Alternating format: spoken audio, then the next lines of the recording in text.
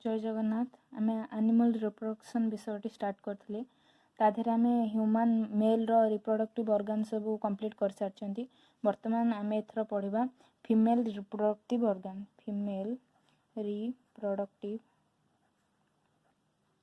Organ तो first किसी भी करिया पूर्व मते पिक्चर तुम आगे करिया हम कहीं तुम भी सब नोट रे तुम डायग्राम आंकिब तो मु फर्स्ट पिक्चर कहि दउची।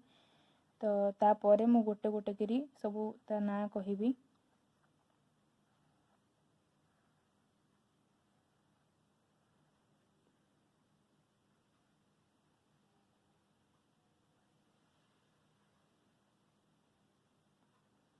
एटा एमती फिंगर लाइक रो स्ट्रक्चर है कि एटा आकु माड़ी बसे माने धरिचे आकु माने धरिकी रखिचे।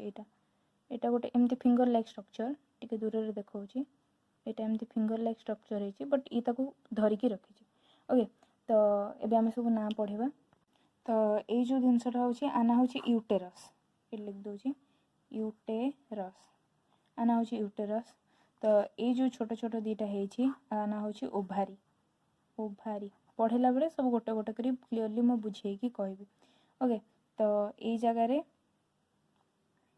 ए जो दीटा आसीची तो तार ना होची फालोपियन ट्यूब बा ओविडक्ट। फालोपियन ट्यूब बा ताकू बा ओविडक्ट भी कहि परिबा। ओविडक्ट। ओके तो एटा जो ए जगह लगी कि जो ए जगहटा आना होची इस्थमस। इस्थमस। ओके तो ए जगहटा ना होची ता तळु को जो ए जगहटा रहिला ए जगहटा ना होची एम्प्यूला। एम्प्यूला। ओके तो वर्तमान आउ कोन रहिला हां एठी अछि सर्विक्स। ए जो पार्ट एटा यूटेरस। ए जो पार्ट रहिला ये जो पार्ट को कहउचंती सर्विक्स। एठी रहिला वजाइना। यार जो ऑर्गन टा रहिला वजाइना। ओके तो एटा हला सर्विक्स एटा हला यूटेरस। ए जो ट्यूब रो ए जगहटा हां ए ऊपर पार्ट को कहंती फंडस। एटा को कहंती फंडस। तो ए जगहटा को कोन कहंती इस्थमस। एटा को एम्पुला। एटा होची फालोपियन ट्यूब। आउ रहिला हां ए जो आंगुली भलिया स्ट्रक्चर हेची आना होची फिम्ब्रियल। आपको कहती फिम्ब्रियल। आउ हाँ ये जोटा ओभारी ये जो लगी यूटेरस सहित ये जो कनेक्टिव जगहटा ये जगहटा ना होची कौन ना ओभारियन लिगामेंट। ओभारियन लिगामेंट। एबे मु बुझौची मु जेतले तुमको नोट पठेबी सेतरे पूरा भलसे क्लियरली चित्र होइतिबो किंतु तमे केमती कोन करिवो को जगहटा कोन मु टिके भलसे देखै कि बुझै दउची हैला। तो ये सब हो गला टोटल चित्र। वर्तमान आम पढ़ा कौन कौटा केमी सब स्टार्ट करवा। ओके तो ये नोट स्टार्ट हो जाऊँगी ह्यूमन फीमेल रिप्रोडक्टिव ऑर्गन। तो ये पिक्चरटा मु टोटाल कर देइछि। ओके एबे स्टार्ट होची it is a diagram of human female reproductive system. एटा गोटे स्त्री रो फीमेल रिप्रोडक्टिव सिस्टम था। The female reproductive system includes a pair of ovary. ये कौन इंक्लूड करची ना पेयर ऑफ ओभारी गोटे जोड़ा ओभारी आउ कौन पेयर ऑफ ओविडक्ट बा फालोपियन ट्यूब। पेयर ऑफ ओविडक्ट जो दीटा आछि ओविडक्ट बा फालोपियन ट्यूब ताकू आउ कहंती ए यूटेरस गोटे यूटेरस। ए एक्सटर्नल जेनेटेलिया जेमति मु कहली एसेसरी ग्लैंड्स आर्थर को जो मेल रिप्रोडक्टिव ऑर्गन ने एसेसरी ग्लैंड तीनटा ग्लैंड थिला जो माने कि जेमति कि सीमेन को माने सीमेन ने आउ तीनटा स्पर्म रे आउ तीनटा लाळ भी से ग्लैंड रो आसी ऐड होतले तो एसेसरी ग्लैंड। तो एटा आधरे भी सेमति एक्सटर्नल जेनेटेलिया बा एसेसरी ग्लैंड मध्ये अछि।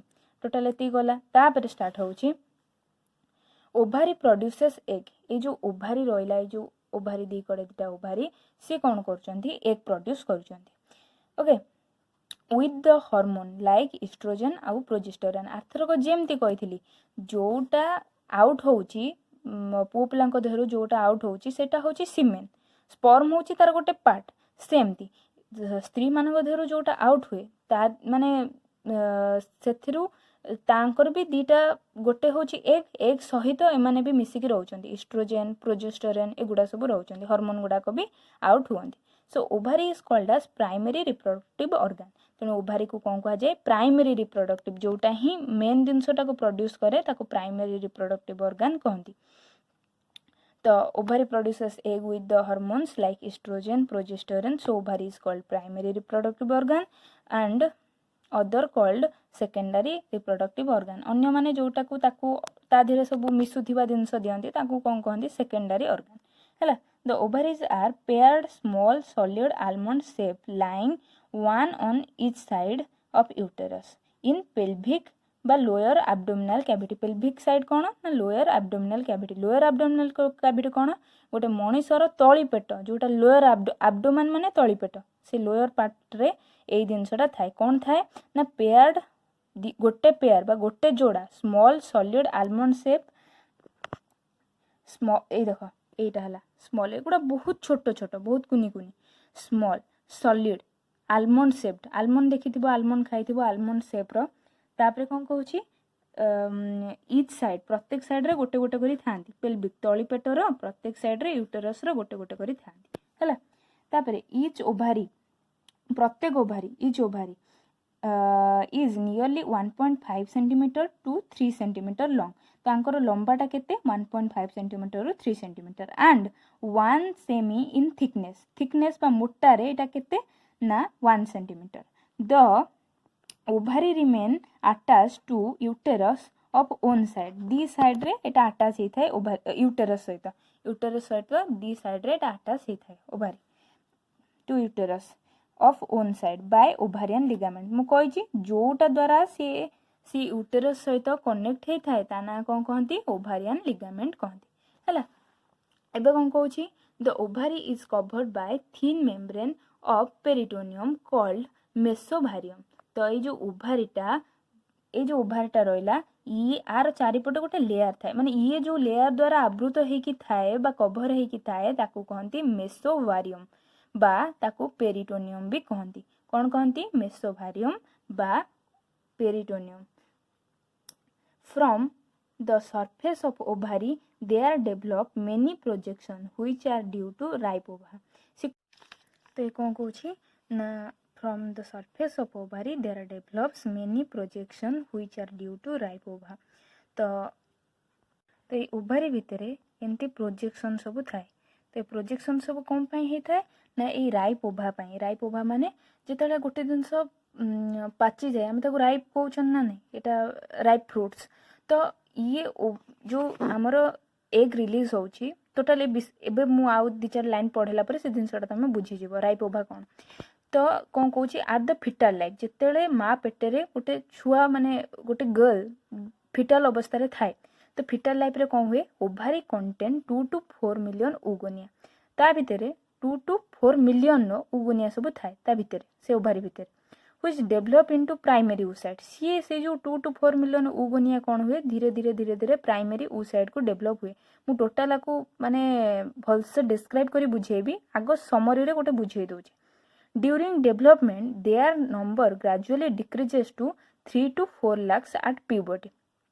Puberty जितले 12-13 वर्षर puberty जितले हबागु लागे से समय सुधा कौन हुए ना से gradually decrease hay 3 to 4 lakhs रे पहुंची जाए उगोनिया गुड़ाक 2 to 4 मिलियन धीरे धीरे आसी 3 to 4 lakhs हो जाए out of there only 400 develop into ripe ova तो ता भितरु 400टा माने राइप ओभार आसी पहुँचे अन्य सब नष्ट हो जाए 400टा खंडे आसिकी राइप ओभारे पहुँचे माने राइप ओभा कंडीशन को आसे जमती आम कहते गचरे बहुत सारा आंब होती छोट छोट कसी आंब पिला बाड़े टेका पकई सब खाई खुई दौरान किंबा से डिजेनरेट हो जाऊँगी तले खसी जाऊँगी पकी मारी माने थंड मार से गला नष्ट हो गला झड़ीगला लास्ट को आउ 400टा खंडे से माने गछरे पाचिला आंब रहिला सेमती जिनसटा टोटाल एतिकी थिला ता दिरु एतिकी डिजेनरेट हो गला आउ 400टा खंडे टोटाल आसिकी राइप ओभारे पहुँचला जो माने कि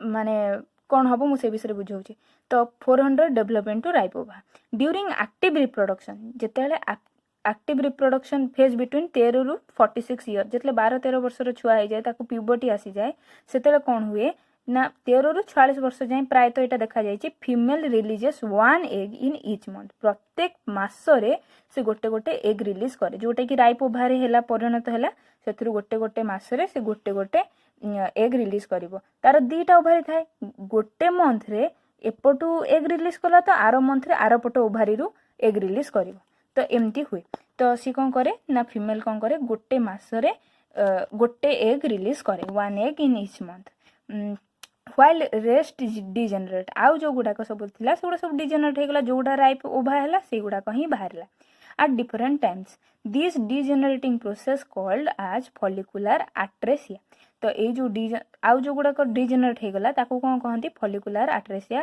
process कहती this is an example sorry Etah symbol ले example of programmed cell death of apoptosis तो एटा को कहार एग्जांपल दिया है apoptosis गोटे